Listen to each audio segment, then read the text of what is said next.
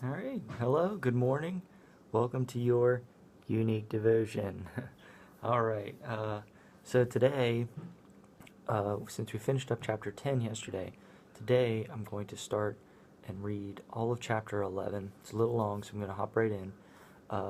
Today's just ingest it like always when we read the chapter for the first time. Kick back, relax, enjoy. And then tomorrow we'll go back. We'll break down section to section. We'll look for that God question to help us through the day. But don't forget, if God is putting something on your heart while I'm reading, don't ignore it. Do some communication with Him. So let's just get started. Here we go.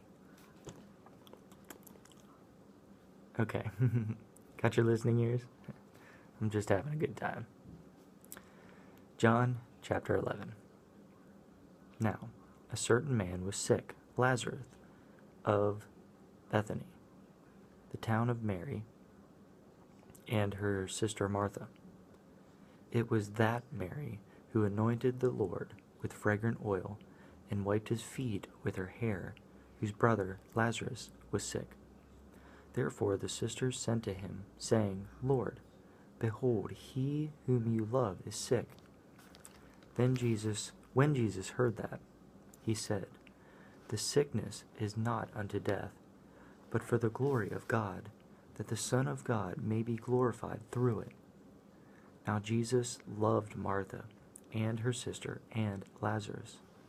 So when he heard that he was sick, he stayed 2 more days in the place where he was.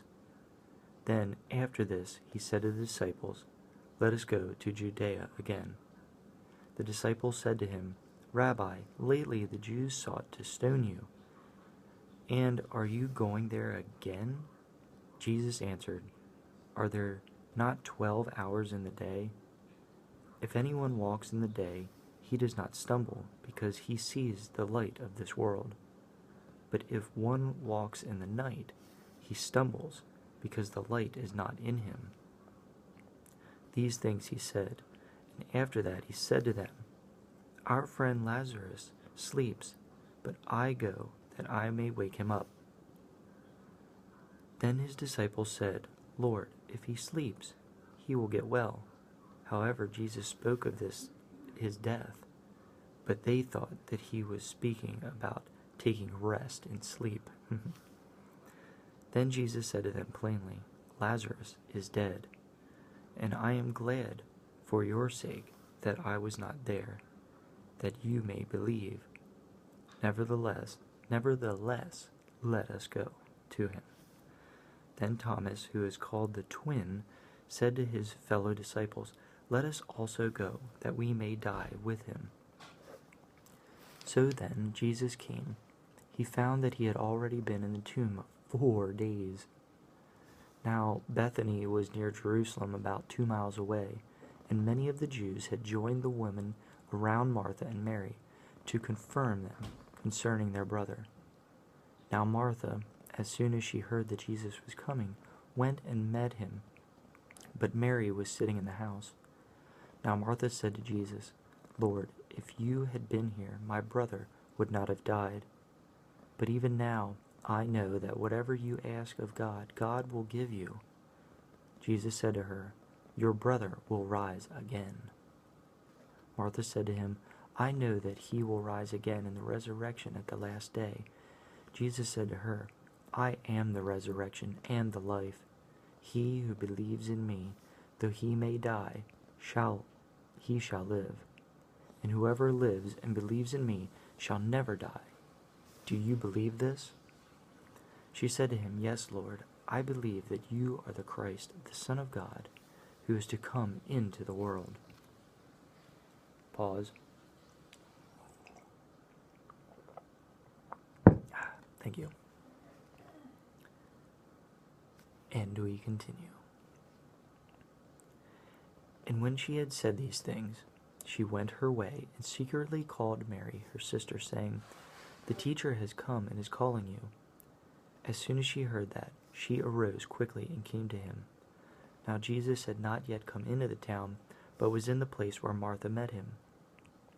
Then the Jews who were with her in the house and comforting her when they saw that Mary arose up quickly and went out, followed her, saying, "She is going to the tomb to weep there."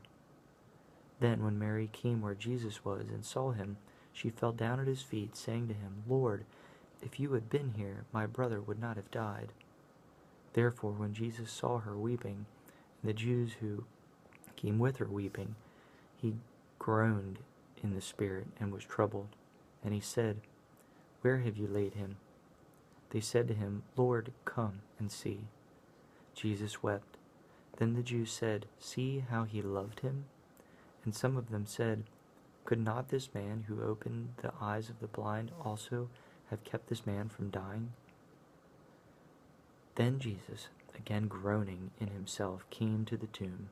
It was a cave, and a stone lay against it. Jesus said, "Take away the stone." Martha, the sister of him who was dead, said to him, "Lord, by this time there is a stench, for he has been dead 4 days." Jesus said to her, "Did I not say to you that if you would believe, you would see the glory of God?" Then they took away the stone from the place where the dead man was laying, and Jesus lifted up his eyes and said, "Father, I thank you that you have heard me, and I know that you always hear me.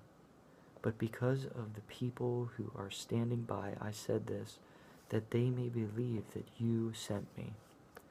Now, when he had said these things, he cried with a loud voice, "Lazarus, come out." And he who had died came out, bound hand and foot with gravel cloths, and his face was wrapped with a cloth. Jesus said to them, "Loose him and let him go." Then many of the Jews who had come to Mary and had seen these things Jesus did believed in him, but some of them went away to the Pharisees and told them the things Jesus did. Then the chief priests and the Pharisees gathered a council and said, "What shall we do? For this man works many signs.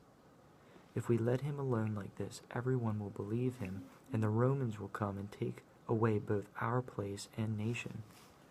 And one of them, Caiaphas, being high priest that year, said to them, "You know nothing at all, nor do you consider that it is expedient for us that one man should die for the people, and not that the whole nation should perish." Now this he did not say on his own authority, but being high priest that year, he prophesied that Jesus would die for the nation, and not for the nation only, but also that he would gather together in one the child of God who were scattered abroad. Then, from that day on, they plotted to put him to death. Therefore Jesus no longer walked openly among the Jews, but went from there into the country near the wilderness to a city called Ephraim, and there remained with his disciples. And the Passover of the Jews was near, and many went from the country up to Jerusalem before the Passover to purify themselves. Then they sought Jesus and spoke among themselves as they stood in the temple, "What do you think? That he will come to the feast?" Now both the chief priests and the Pharisees had given a command that if anyone knew where he was, he should report it, and that they might seize him. And that is all of chapter 11.